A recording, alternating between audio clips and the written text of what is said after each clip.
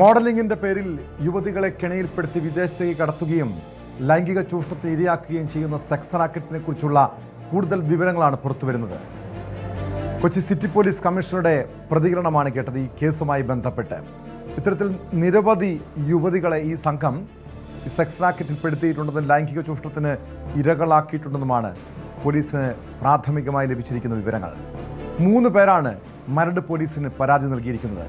മോഡലിംഗിന്റെ മറവിൽ യുവതികളെ sex റാക്കറ്റിന്റെ കെണിയിൽപ്പെടുത്തിയ case പ്രത്യേക സംഘം അന്വേഷിക്കും. DCP അശ്വതി ജിജിയുടെ നേതൃത്വത്തിലായിരിക്കും അന്വേഷണം.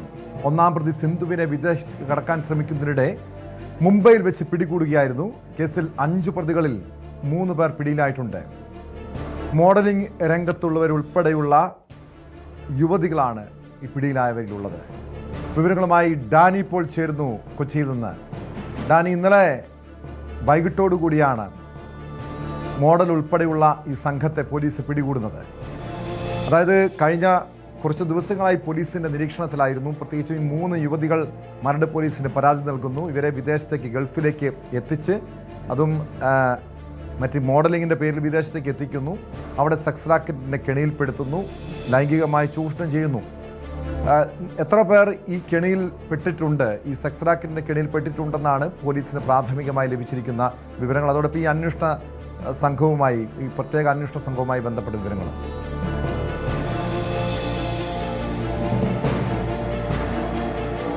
ടോം, ഇതിൽ എത്ര പേർ പെട്ടിട്ടുണ്ടെന്നുള്ളതിൻ്റെ ഒരു പൂർണ്ണമായ കണക്കെടുപ്പൊന്നും പോലീസിലേക്ക് നടത്തിയിട്ടില്ല. കാരണം അത് ഒരു പരാതി ലഭിച്ചു, അതിൻ്റെ പേരിലുള്ളൊരു അന്വേഷണവും കാര്യങ്ങളും എല്ലാം തന്നെ നടന്നു വരുന്നതേ ഉള്ളൂ. 3 പേരുടെ അറസ്റ്റ് ഇതുമായി ബന്ധപ്പെട്ടുകൊണ്ട് രേഖപ്പെടുത്തിയിട്ടുണ്ട്.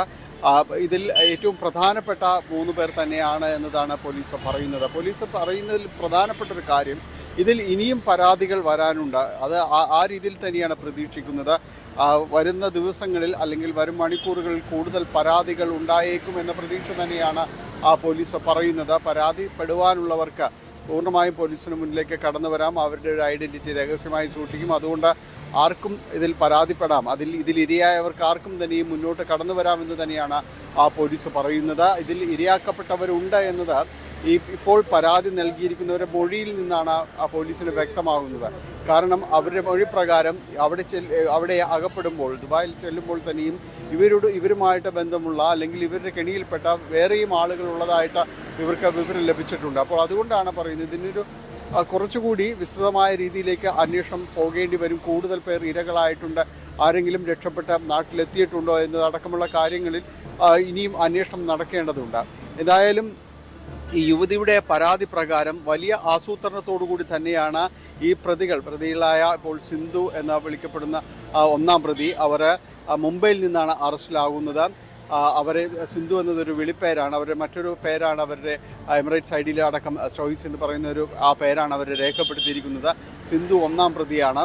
അതോടൊപ്പം തന്നെയാണ് അലീനയും ഒപ്പം തന്നെയും മഞ്ജുമയും ഈ കേസിൽ പ്രതികളാണ്. ഈ 3 പേരുടെയും അറസ്റ്റ് രേഖപ്പെടുത്തിയിട്ടുള്ളതിൽ ഞെട്ടിപ്പിക്കുന്നൊരു വസ്തുത, ഈ സ്ത്രീകൾ തന്നെയാണ് അവർ മറ്റു സ്ത്രീകളെയും ഇരയാക്കുന്ന, ഇവരെ ലൈംഗികമായി ചൂഷണം ചെയ്യപ്പെടുന്ന ഒരു സംഘത്തിന് മുന്നിലേക്ക് ഈ സ്ത്രീകൾ തന്നെയാണ് ഇവരെ കൊണ്ടുചെല്ലുന്നത് എന്നതാണ് ഇവരുടെ ഒരു പശ്ചാത്തലം. പ്രത്യേകിച്ച് ഈ അലീനയുടെ ഒരു പശ്ചാത്തലം, ഗുണ്ടാ ബന്ധങ്ങളടക്കമുള്ള ഒരാളാണ് അലീന എന്ന് പറയുന്നത്. അലീനയുടെ പേരിലും നേരത്തെയും കേസുകൾ നിലവിലുള്ളതാണ്, ക്രിമിനൽ കേസുകൾ അടക്കം നിലവിലുള്ളതാണ്. അപ്പോൾ ഇവർ പറയുന്നത്, ഈ പെൺകുട്ടി പറയുന്നത്, പരാതി നൽകിയ പെൺകുട്ടി പറയുന്നത്, നമുക്കറിയാം ഈ അലീന, അതായത് കൊച്ചി വൈറ്റിലയില് ഒരു ബാറിൽ ഭീകരാന്തരീക്ഷം സൃഷ്ടിച്ച ഒരു തോക്ക് ചൂണ്ടിയ കേസുമായി ബന്ധപ്പെട്ട അലീനയെ നേരത്തെ പോലീസ് അറസ്റ്റ് ചെയ്തതാണ്. ആ കേസുമായി ബന്ധപ്പെട്ട അന്ന് ന്യൂസ് 18നോട് അലീന അന്ന് പ്രതികരണം നടത്തിയിരുന്നു. തനിക്ക് ഈ ഗുണ്ടാ ബന്ധമൊന്നുമില്ല എന്ന രീതിയിലാണ് വിശദീകരണം നടത്തിയത്. പക്ഷേ നമുക്ക് മനസ്സിലാക്കാൻ കഴിഞ്ഞത് ഗുണ്ടാ നേതാവ് ഔറംഗസേബിൻ്റെ കാമുകിയാണ് ഈ അലീന എന്നാണ്. അലീനയുടെ ഈ സമൂഹ മാധ്യമങ്ങൾ വഴിയാണ് ഈ രീതിയിൽ, അതായത് ഈ മോഡലിംഗിൻ്റെ മറവിൽ ഈ രീതിയിൽ ഒരു സെക്സ് റാക്കറ്റിന് ആസൂത്രണം നടത്തിയതെന്നാണ് പോലീസ് നൽകുന്ന വിവരം. ദുബായിൽ വെച്ച് നടക്കുന്ന ഫാഷൻ ഷോയിലേക്ക് മോഡലുകളെ തിരഞ്ഞെടുക്കുന്നു എന്ന് കാട്ടി കഴിഞ്ഞ ജനുവരിയിൽ അലീന സമൂഹ മാധ്യമങ്ങളിൽ പരസ്യം നൽകിയിരുന്നു. ഈ ഫാഷൻ ഷോയുടെ ഭാഗമായി ജനുവരി 25 ദുബായിൽ വെച്ച് ഫാഷൻ വർക്ക്ഷോപ്പ് നടത്തുമെന്നും അതിൽ തിരഞ്ഞെടുക്കപ്പെടുന്നവരെയാണ് ഫെബ്രുവരി 1 നടക്കുന്ന ഷോയിൽ പങ്കെടുപ്പിക്കുക എന്നുമായിരുന്നു അന്നത്തെ പരസ്യം. ഈ സെലിബ്രിറ്റികളെ ഉപയോഗിച്ച് അലീന പരസ്യം നൽകിയിരുന്നുവെന്ന വിവരം ഉൾപ്പെടെ പോലീസ് പങ്കുവയ്ക്കുന്നുണ്ട്. അതായത് ഈ റാക്കറ്റിൻ്റെ പ്രധാനി ആരാണ്? അലീനയാണോ അതോ സിന്ധു ആണോ? മാത്രമല്ല ഇനി 2 പേർ പിടിയിലാകാനുണ്ട്. അവർ ദുബായിലാണ്. അവരെ തിരികെ നാട്ടിലെത്തിക്കാനുള്ള നീക്കങ്ങൾ പോലീസ് ആരംഭിച്ചിട്ടുണ്ടോ?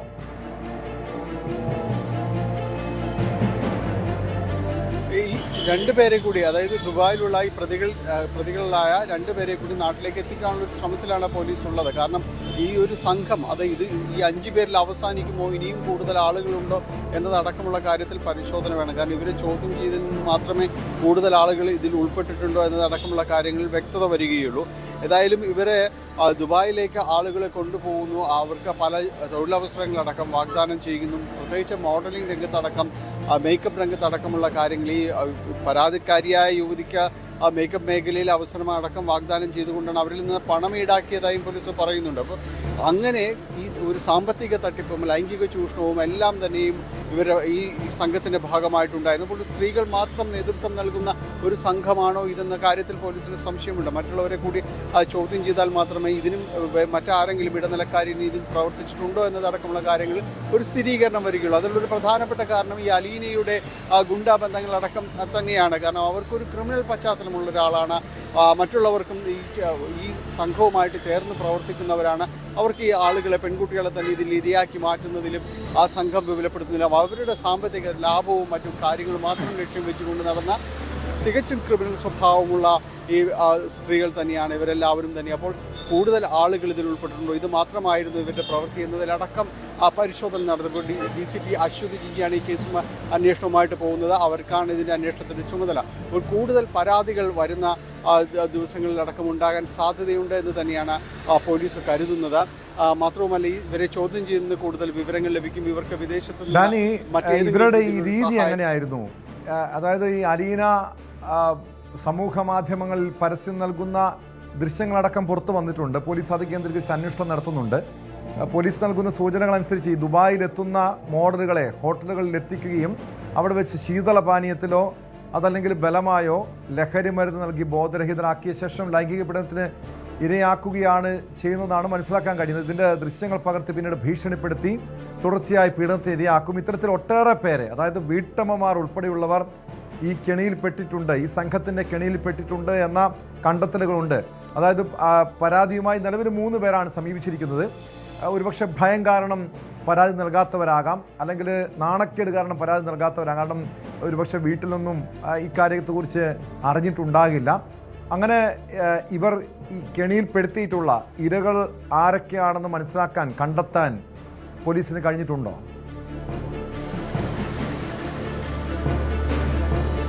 പോലീസ് ഇരകൾ ആരൊക്കെയാണ് എന്ന കാര്യത്തിലേക്ക് പോലീസിന് കുറെ കൂടി അന്വേഷണവുമായിട്ട് മുന്നോട്ട് പോകേണ്ടതുണ്ട് കേട്ടോ. കാരണം ഇവർ ഇപ്പോൾ പ്രാഥമികമായി ലഭിച്ച പരാതിയിൽ നിന്നടക്കം വിശദാംശങ്ങൾ അവർ ചേർത്ത് കൂടുതൽ ആളുകളിലേക്ക് എത്താൻ കഴിയുമോ എന്നതെല്ലാം തന്നെ പരിശോധിച്ചുകൊണ്ടിരിക്കുകയാണ്. ഈ സംഘത്തിൻ്റെ ഒരു പ്രവർത്തന രീതി എന്നെല്ലാം പറയുന്നത് ഇതുപോലെ മോഡലിംഗ് വർക്ക്ഷോപ്പോ മറ്റേതെങ്കിലും കാര്യങ്ങൾക്കോ വേണ്ടി അതിൽ വിദേശത്ത് ഒരു തൊഴിലവസരം ഇത്തരം മോഡലിംഗ് രംഗത്തും അതോടൊപ്പം തന്നെ ആ ഒരു ഇൻഡസ്ട്രിയുമായി ബന്ധപ്പെട്ട തൊഴിൽ എല്ലാം തന്നെ വാഗ്ദാനം ചെയ്തുകൊണ്ടാണ് ഇവർ ഇതുപോലുള്ള ഈ പരസ്യങ്ങൾ സമൂഹ മാധ്യമങ്ങളിലടക്കം നൽകുകയും ചെയ്യുന്നത്. ഇതിൽ ആകൃഷ്ടരായിട്ട് പലരും മുന്നോട്ട് വരുന്നു, ഇവരുമായി ബന്ധപ്പെട്ട് സംസാരിക്കുന്നു, അവരെ കൺവിൻസ് ചെയ്തെടുക്കാൻ ഈ കാര്യങ്ങളിലെല്ലാം തന്നെ അവരെ വിശ്വസനീയമായ രീതിയിൽ ഈ കാര്യങ്ങൾ അവതരിപ്പിച്ച് ഇവിടെ നിന്ന് കൊണ്ടുപോകാനെല്ലാം തന്നെ അവർക്ക് സാധിക്കുകയും ചെയ്യുന്നുണ്ട്. പക്ഷേ ഈ കെണി മനസ്സിലാവുന്ന അല്ലെങ്കിൽ ചതി എവിടെയാണെന്ന് മനസ്സിലാവുന്നത് അവിടെ എത്തിയതിനു ശേഷം മാത്രമാണ്. പലപ്പോഴും ഈ ഹോട്ടൽ മുറികളിലേക്ക് അടക്കം നയിക്കപ്പെടുമ്പോൾ അവർക്ക് വെൽക്കം ഡ്രിങ്കായി മറ്റും നൽകുന്ന പാനീയങ്ങളിലടക്കം ഈ രീതിയിലുള്ള മയക്കുമരുന്നും ചേർത്തായിരിക്കും അവർക്ക് നൽകുന്നത്. പിന്നീട് മാത്രമാണ് അവർക്ക് ഈ രീതിയിൽ തങ്ങൾ ചൂഷണം ചെയ്യപ്പെട്ടു എന്ന വിവരം പോലും പിന്നീട് മനസ്സിലാവുകയും ചെയ്യുന്നത്. അപ്പോഴേക്കും ഈ പൂർണ്ണമായും ഇവരെ കെണിയിൽ അകപ്പെട്ടിരിക്കും, ഇവരുടെ ദൃശ്യങ്ങൾ ചിത്രീകരിച്ചിരിക്കും. അത് ഈ പരാതിക്കാരിയായ യുവതി തന്നെ പറയുന്നുണ്ട്, ഈ ദൃശ്യങ്ങൾ അവരുടെ ബന്ധുക്കൾക്കടക്കം അയച്ചു കൊടുക്കുന്ന രീതിയിലേക്ക് കാര്യങ്ങൾ വന്നു. കാരണം ഇവരവിടെ നിന്ന് നാട്ടിലേക്ക് പോകാതിരിക്കാതെ ചെയ്യുന്ന ഒരു ട്രാപ്പാണത്. കാരണം ഈ ദൃശ്യങ്ങളടക്കം ഇവിടേക്ക് ചെല്ലുമ്പോൾ കുടുംബങ്ങളിൽ തന്നെ വലിയ രീതിയിലുള്ള ഒരു ശിഥിലീകരണം ഉണ്ടാകുന്നു. ഇവർക്ക് നാട്ടിലേക്ക് തിരിച്ചു പോയി അവരെ അഭിമുഖീകരിക്കാനുള്ളൊരു ബുദ്ധിമുട്ടുണ്ടാകുന്നു. അങ്ങനെ കുറേയെങ്കിലും സമയം അവരെ വിശ്വാസത്തിലെടുക്കാനുള്ള ഒരു സമയം അത്രയും ഈ വിദേശത്ത് തങ്ങേണ്ടി വരുന്നു. അപ്പോൾ കൂടുതൽ ചൂഷണം അവിടെ പിന്നീടും നേരിടുകയാണ്. ഇതിൽ നിന്ന് രക്ഷപ്പെട്ട പുറത്തു വരിക എന്നത് വലിയ ബുദ്ധിമുട്ടുള്ള കാര്യം തന്നെ. ചിലർ മാനസികമായി തകർക്കപ്പെടുന്നു. കാരണം തിരിച്ച് നാട്ടിലേക്ക് എത്തുമ്പോൾ ഏത് രീതിയിലാണ് വീട്ടിലുള്ളവർ കാണുന്നത്, ഈ മാനസികാവസ്ഥയെല്ലാം തന്നെ ഇവർ മുതലെടുക്കുന്ന രീതിയിലാണ് ഇവരുടെ പ്രവർത്തനങ്ങൾ മുന്നോട്ട് കൊണ്ടുപോയിരുന്നത്.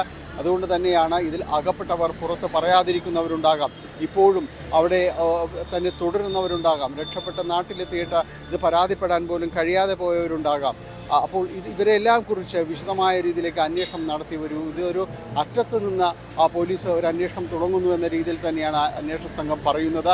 രണ്ടുപേരെ കൂടി ഈ റാക്കിൻ്റെ ഭാഗമായ രണ്ടുപേരെ കൂടി അറസ്റ്റ് പിടികൂടാനുണ്ട്. അവരെ നാട്ടിലെത്തിക്കാനുള്ള ശ്രമങ്ങൾ തുടരുകയാണ്. ഇവർക്ക് ഈ ഗുണ്ടാ സംഘങ്ങൾ ഏതെങ്കിലും രീതിയിൽ ഒരു ഒത്താശ ചെയ്ത് കൊടുത്തിട്ടുണ്ടോ, ഇതിനു മുൻപ് പരാതിയുമായി മുന്നോട്ട് വരുന്നവർ ഏതെങ്കിലും രീതിയിൽ അവർ കൈകാര്യം ചെയ്തിട്ടുണ്ടോ, അമർച്ച ചെയ്തിട്ടുണ്ടോ എന്നതടക്കമുള്ള കാര്യങ്ങളിലും അന്വേഷണം വേണമെന്ന് തന്നെയാണ് പോലീസ് ഉദ്യോഗസ്ഥർ തന്നെ ചൂണ്ടിക്കാണിക്കുന്നത്. കാരണം വലിയ രീതിയിൽ ഗുണ്ടാ സംഘങ്ങളുമായി ബന്ധമുള്ളവർ, അവരുടെ പേരുപയോഗിച്ച് ഭീഷണിപ്പെടുത്തുന്നവർ സ്വാഭാവികമായും അതെല്ലാം തന്നെ ചെയ്തിട്ടുണ്ടാകാം. അപ്പോൾ അത്തരം കാര്യങ്ങളിൽ കൂടുതൽ അന്വേഷണം വേണമെന്ന് തന്നെയാണ്. എന്തായാലും വലിയ അന്വേഷണത്തിന് തന്നെ പോലീസ് ഇറങ്ങി പുറപ്പെടുന്നു. ഇതിൽ കൂടുതൽ പ്രതികളുണ്ടാകും, കൂടുതൽ ഇരകളുമുണ്ടാകും.